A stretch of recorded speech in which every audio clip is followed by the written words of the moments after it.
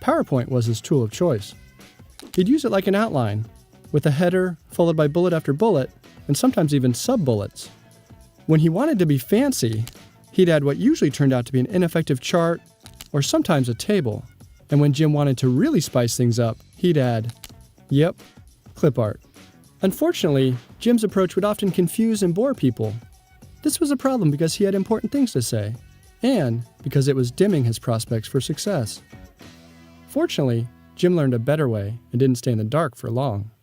Perhaps most importantly, he now focuses on the story he wants to tell. In doing so, he tries to follow a simple structure, with a clear beginning, middle, and end that links together his various points and builds to his conclusion. When formulating his story, Jim uses a simple pad of paper or sticky notes. Staying low-tech at this stage helps him think more creatively and stay outside the box.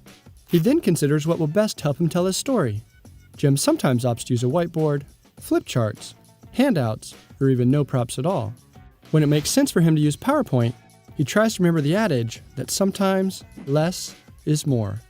He doesn't dumb down his presentations, but he does try to limit each slide to one key idea. Or, depending on the content, he sometimes builds an idea incrementally, so it's easy to follow. He always looks for visual ways to tell his story, with supporting images, minimal text, and clear charts and graphs. Sometimes he uses quotes, but he tries to remember that people can't read his slides and truly listen at the same time.